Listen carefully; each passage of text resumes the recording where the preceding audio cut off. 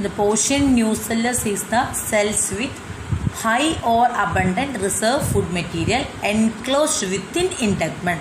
That is called nucellus. Okay, the female gametophyte located within the nucellus is called an embryo sac. I told about funicles, but in all ovule this funicle is not present. Okay, so the ovule which lacks the funicle, is called sessile. Okay.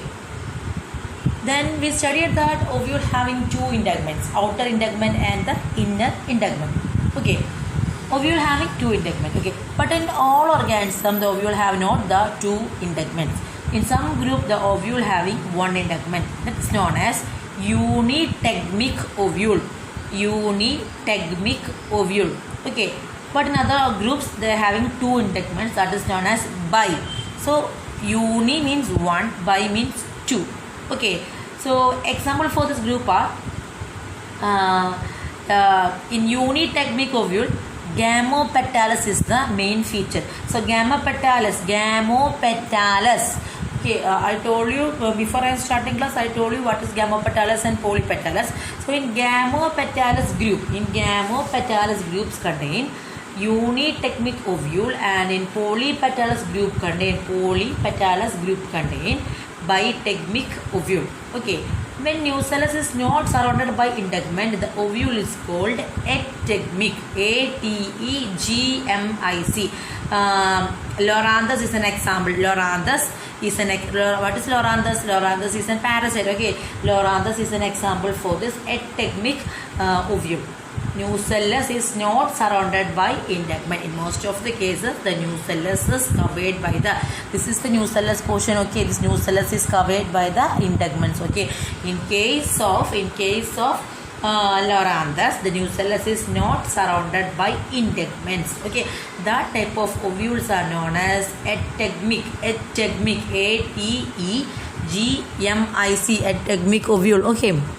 Then this is the tears of the flower, and here is the portion stigma. Okay, then the style portion. Through the style portion, the pollen tube forms a pollen grains forms the pollen tube. And this pollen tube enter into the embryo sac. Clear? Pollen tube enter into the embryo sac. Next we are discussing about the type or formation of the embryo sac. Okay, before starting this embryo sac portion, I discussing you that the types of ovules. Okay, so the types of ovules are mainly 6 type of ovules are present in plants. Okay, we studied the structure of ovule. So the ovule having the integument, 2 layer of integument or 1 layer of integument, nucellus, hilum, then funicle, chalaza, micropyle region, embryo sac, etc. Here we are discussing the different types of ovules. Okay, so these ovules are mainly 6 types: orthotropous, anatropous, hemianatropous, camellotropous, amphitropous, cercinotropous ovule. Okay, what are the 6 types? Orthotropous, anatropous, hemianatropous, camellotropous, amphitropous, cercinotropous ovule. Okay, so first we are studying about orthotropous ovule. Okay, not get bothered about the writing if you are not seeing. Okay, so listen the class carefully and observe the picture carefully. Okay, the first one this is the first one, orthotropous ovule. In this, please be noted the portions micropyle, chalaza and funicles lies in the same straight line. Clear it is? So, funicle, micropyle and chalaza, they are seen in the same straight line. That type of known as orthotropous. So, it is included in the family Polygonaceae. Clear it is? Orthotropous means micropyle, chalaza and funicles are lying in a same straight line. Example, Polygonaceae. Okay. Next is anatropous ovule. most common type of ovule found in angiosperms, that is anatropous ovule. Okay, so first of all, when I am taking the structure of ovule, I see you one picture. So that is an example for the anatropous ovule. So micropyle is on the lower side. Further, micropyle and the funicles lie side by side, and micropyle is close to hilum. Clear? Micropyle is on lower side. Further, micropyle and funicles lie side by side, and micropyle seen close to the hilum. So that is known as anatropous ovule. Next one is hemianatropous. So this is anatropous, then this one is the hemianatropous. Okay, so here the nucellus and the integments. Okay, nucellus and the integments are right angle to funicle. Nucellus and the integment are right angle to funicles. Okay, so example for this group is Primulaceae. Primulaceae is an example for this group. So first we discussed about orthotropous ovule, micropyle, chalaza, funicles lie in a same straight line. Okay. Then we discussed anatropous. This is a common among the angiosperms. The micropyle and the funicles lie side by side. Then next we discuss hemianatropous ovule. In hemianatropous ovule, nucellus, not nucleus, nucellus and the integments that are lying right angle to the funicle. The next one is this one, camelotropous ovule. Camelotropous ovule. So here micropyle is not in line with the chalaza and funicle, lies at right angle. Okay, micropyle is not in line with the chalaza. Micropyle is not in line with the chalaza. Funicle is lies at the right angle of the chalaza. Funicle is lies at the right angle of the chalaza. Okay, so the example for the group is Chenopodiaceae. Chenopodiaceae. Okay, camelotropous ovule. In this, micropyle is not in line with the chalaza. Funicle lies at funicle lies right angle to the chalaza in camelotropous ovule. The next is amphitropous ovule. Amphitropous ovule. Okay, so here the curvature is observed both in the body of the ovule and the embryo sac. Okay, embryo sac assumes a horseshoe shape. Here the embryo sac attains the shape of horseshoe shape. So it is occurs in the family Pepaveraceae. Okay, Pepaveraceae family, amphitropous ovule. Then the last one or sixth one is Cercinotropous ovule. So the funiculus takes a complete round around the ovule. Okay, this is seen in the Opuntia group. Okay, so this type of ovule differentiation or ovule variations is not asking in CBSE board. It is commonly asking for the NEET exam. Okay, sometimes there will be a chance for asking in the board exam also. Okay, when we are discussing the question paper, you can clearly see sometimes they were asking one word questions from this. Okay, so we discussed orthotropous ovule, micropyle, chalaza, funicles lies in a straight line. Example, Polygonaceae. Then the anatropous flower, the micropyle and funicles lie side by side. Okay, micropyle is close to the hilum. Then in hemianatropous ovule, nucellus and the integments are lie at a right angle to stalk or funicles. Then in camelotropous ovule, the micropyle is not in line with the chalaza. Funicles lies at the right angle of the chalaza. In amphitropous ovule, curvature is observed both in the body of the ovule and the embryo sac. The embryo sac assumes a horseshoe shape. It occurs in the Pepaveraceae family. Then Cercinotropous ovule, the funicles take a complete round around the body of the ovule, found in family Opuntia. Clear it is. So these are the different types of ovules. Okay, orthotropous, anatropous, hemianatropous, camelotropous, amphitropous and Cercinotropous ovule. So we are going to the next portion. Okay, so we discussed the structure of the ovule and the types of the ovule.